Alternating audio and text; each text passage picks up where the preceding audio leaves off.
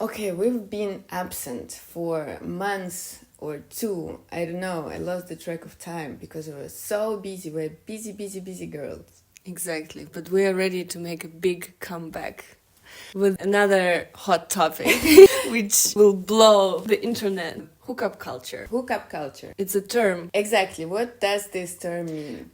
I googled it the first time we wanted to record this episode, but that was already weeks ago. I think it's a type of connection or relationship where you agree to engage sexually casually. Non-commitment. Non-commitment, but I think hookup is also about one-night stands. That's no commitment. Yes. What about friends with benefit? I don't think it's hookup. There's another term, friends with benefit. Okay, one-night stand is also another term. True. But I think hookup is just a very brief and casual encounter. So it seems like we haven't researched the topic properly. Let me Google it. Okay, so hookup culture refers to a social environment that accepts and encourages casual sexual encounters, often without the expectation of a romantic relationship or emotional bonding. It can involve one-night stands, casual dating, or other non-committed sexual interactions. So it's a bit broader than one-night stand, but it's true that it's non-commitment. But still sounds very sad. I don't know, let's find out. My opinion on it evolved, and in the recent year I felt like a big change. But I think our opinion is a bit different. So what do you think about hookups? Well, sometimes it feels so empowering when you have sex with a guy and you're like explore what you like and what you dislike, and then it doesn't oblige you to continue this interaction if you don't like someone.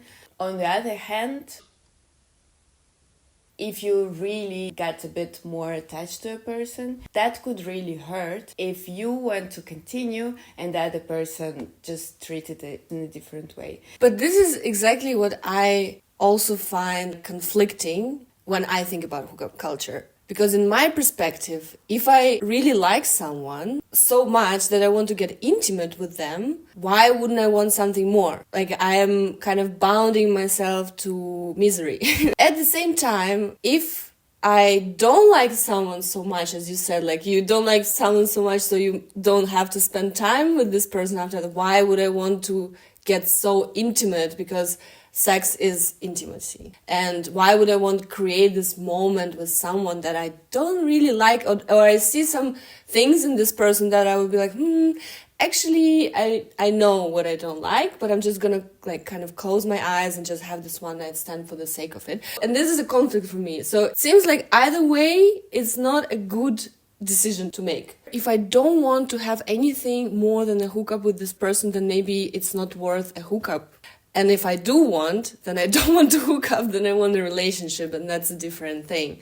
And then another thing is that I think I was much more casual about sex overall before. Also, I thought that is empowering for me not to be very close-minded about it and kind of step out of this paradigm that when a woman has sex with a man, she gives up something valuable. So she kind of gives her power away by giving that to a man, you know?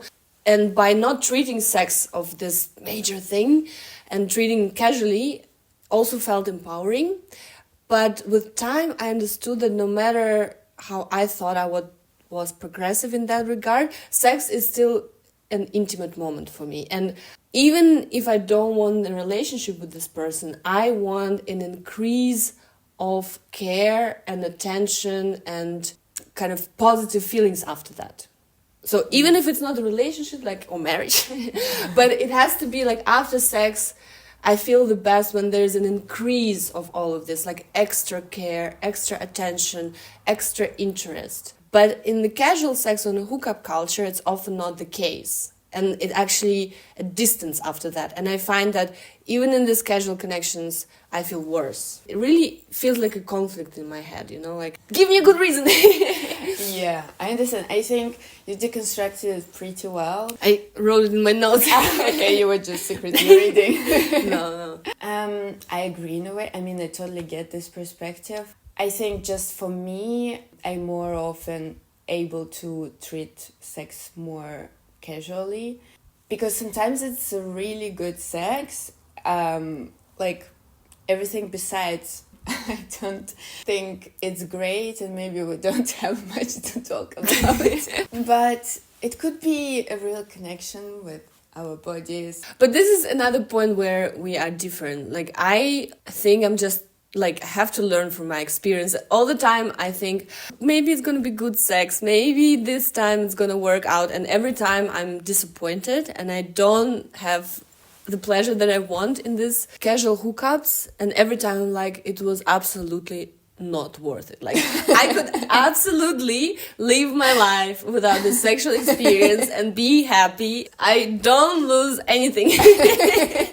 Probably I would only gain more if I wouldn't do it. So that's why I'm like, okay, I have to learn. Like, I don't enjoy it. It's much harder for me to like get pleasure, but we are different in that. I know for you it's not that hard. You've had a lot of good examples when it worked out, but for me, if I think, yeah, a couple for sure, but one was like 6 years ago. We just slept 2 times, and we were living in different cities, and that was it, but the sex was really good. So How romantic. very romantic. Yes. But what about sex with benefits? Have you ever had it? Have you ever enjoyed it? Yes, I think I had it in an actual proper sense of what it should be. So no drama, no one wants to be in a relationship with the other person secretly and like suffering. So it was a proper, don't want to be in a relationship with you, but it's nice to hang out sometimes and have great sex. So that was a good experience, but it's also kind of rare. Like, with all good things, good lovers, good friends with benefits, partners, open relationships, they're all so fucking rare. So I agree. I have this like logical understanding of hookup and what it would mean for me, but life happens, you know? Even though I have this decision maybe in my head that I don't really want to engage in hookups, sometimes I still do.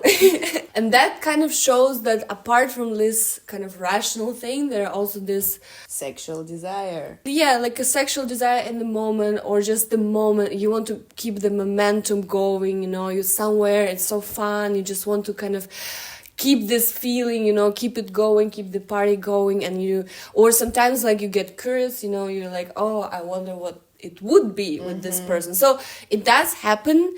It's just when it happens afterwards, again, I have this thought, was it really necessary? What do you think will happen next time when you will have an opportunity to have sex with a person?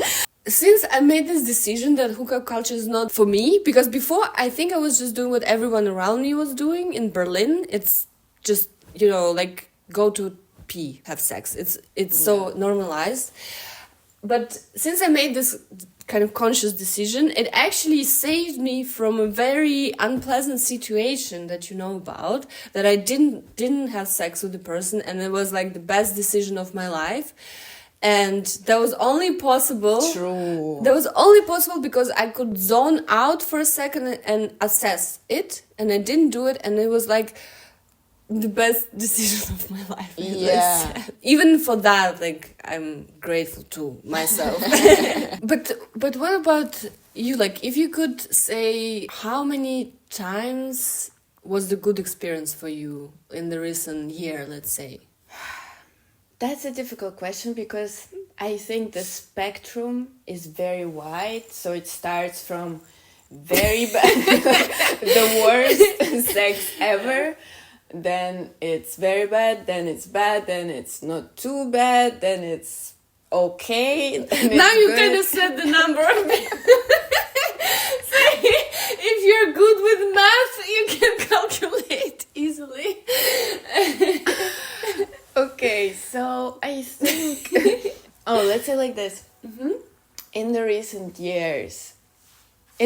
2 years, I had 4 people that I had great sex with. No, but you mean like hookup people, or just including all? Because I think situationships are not hookups. Yeah. Because maybe. in a situationship there is like a hint to commitment. That's why it's different. So Yeah. you don't count them. True.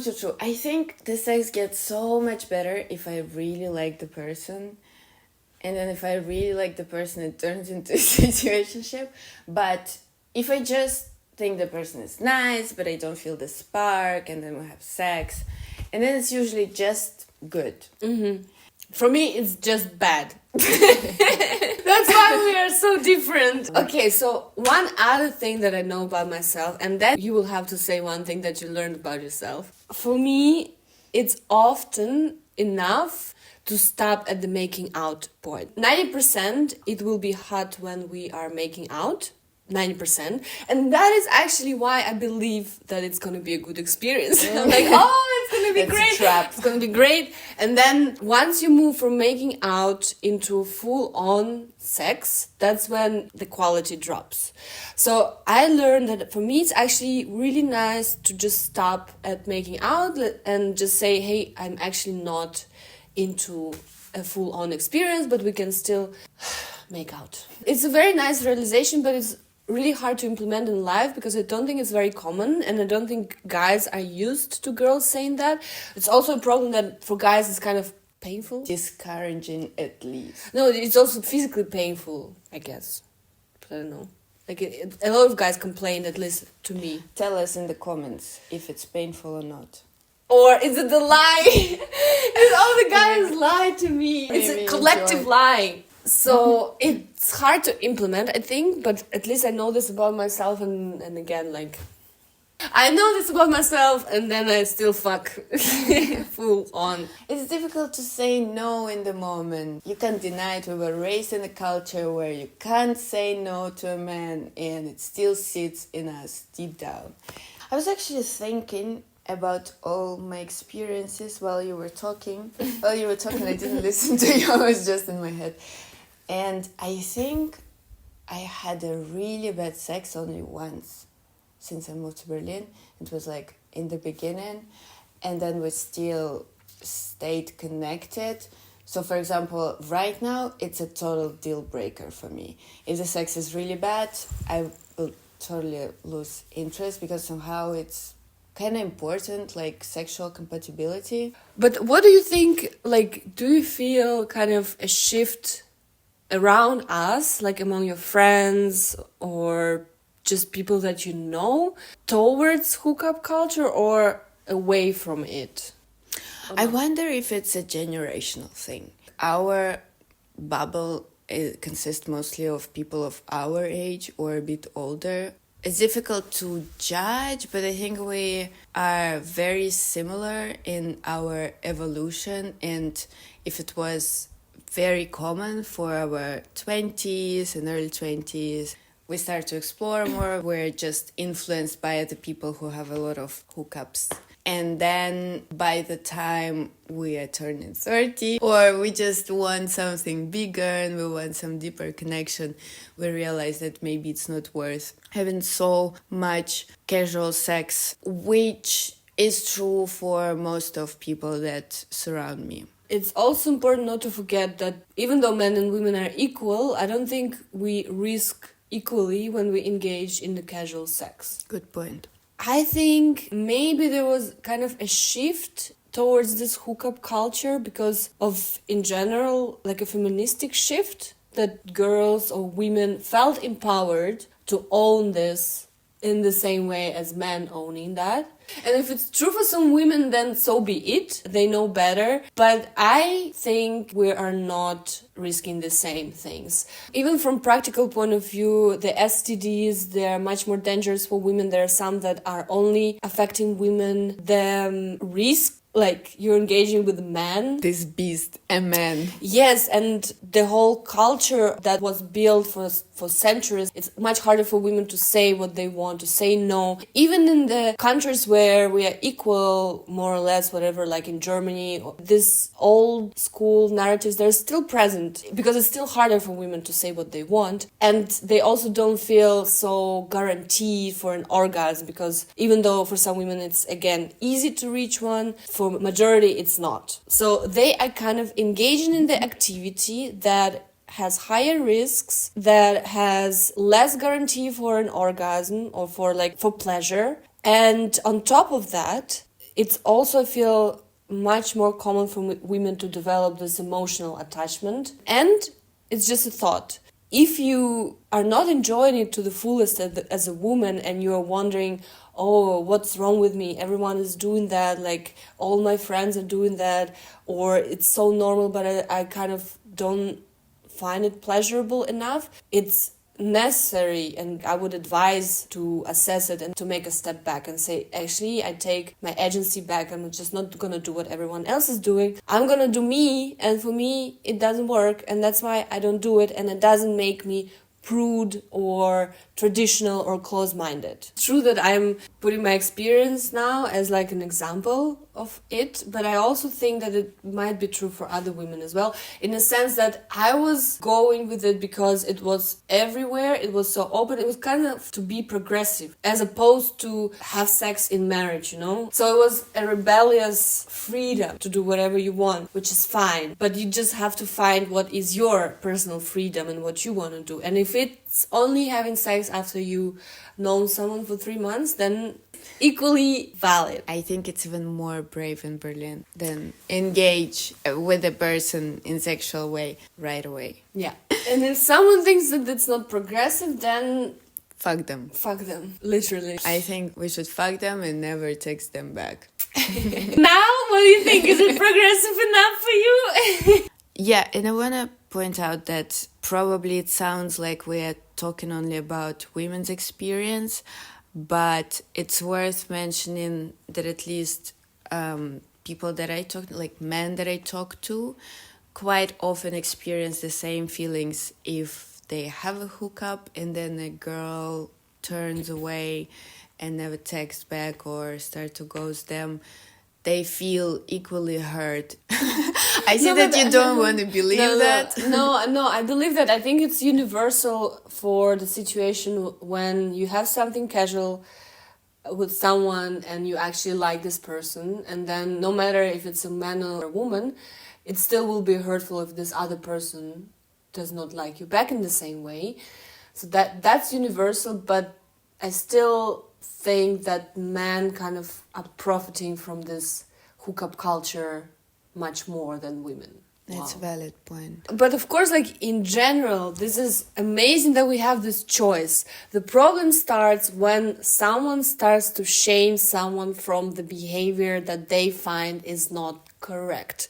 So if within hookup culture someone is shaming someone for only wanting to have sex in marriage or whatever after they start a relationship, or the other way around, when we didn't have this so-called hookup culture, everyone was shaming anyone who would engage in premarital sex. So it's equally as bad. And that's why I think it's really important to stay grounded in yourself and not being led by these ideas of others. Everyone, take a pen and a pencil, paper and a pen, and write down your hookup experiences and then evaluate them, and then just make a decision for yourself. Is it something that you want to keep engaging in or not, and why, and then under which conditions, etc., etc. It really is helpful, especially with people who are going to bars, to parties, and take something and drink something.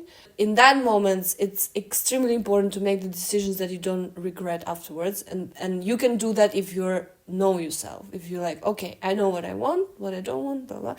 And then you get fucked up, shit-faced, and, and sleep with the whole club. But you know you want it. Yeah, it's really no shame in admitting that it didn't feel right and maybe you could avoid it and nobody would treat you bad. It was like just thinks that something is wrong with you. Just be honest about it. And that's actually more brave than just following someone's lead and be tolerant to ignoring your feelings. Sometimes life happens and you would still do something that you maybe regret a little bit or you maybe not enjoy. This is what I struggle with, because I'm like, oh, okay, now I learned it, now I will never do this again, and blah, blah, blah. And then sometimes it happens and then I get disappointed that, for example, again, I engaged in a hookup and I didn't want blah, blah. And then I get hard on myself. Sometimes it just happens that you will get these experiences that you will regret. in some sort of way.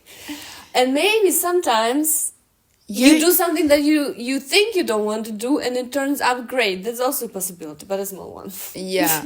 And it's also important to have a best friend who can always support you and remind you that it was just a small mistake. Exactly. And eventually you will find the love of your life. If you have this friend, then you can engage in all kind of weird experiences and do whatever you want. Maybe even intentionally. Maybe even intentionally, because you just want to record a voice message. If I look at my friends and what they think about hookups, I think I have different groups. Some of them are very modest for Berlin standards.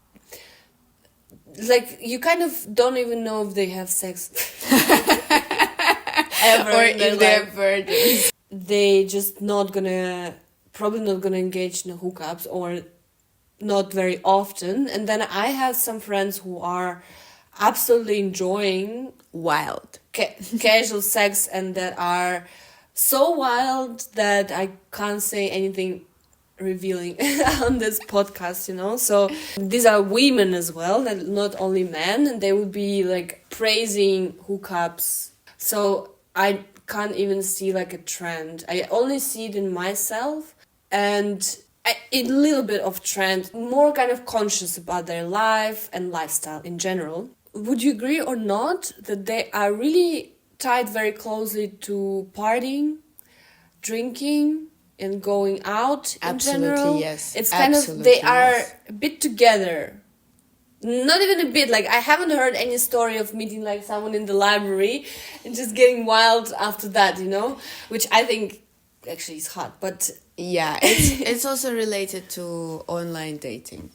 Online dating, partying, drinking, going out. They are all connected. I think if someone is taking themselves out of it, either online dating or going out, they are kind of taking them out of the hookup culture as well. Interesting. No? Never thought of it. Because then, where? In the library? Yeah, I think we should definitely bring hookup culture into libraries. If I imagine that I am a guy, that I, in general, will have pleasure in every sexual encounter, it could be better, it could be worse, could be great, could be not so great, but I'm just guaranteed for pleasure. Because for orgasm. For orgasm and for pleasure. And on top of that, I would, in general, not wanting a relationship, I would just try everyone. Because even if it's not so great, I will still have my orgasm and I will still like enjoy it, you know? I would just engage with everyone, because why not? I see your point, but also I don't think that orgasm is necessarily equal to pleasure.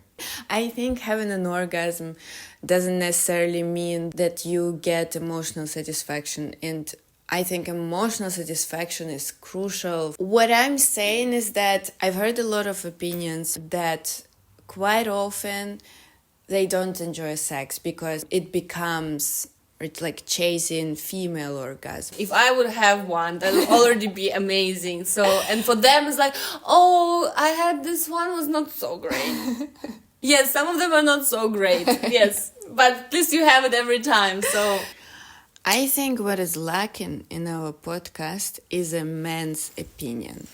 And yes.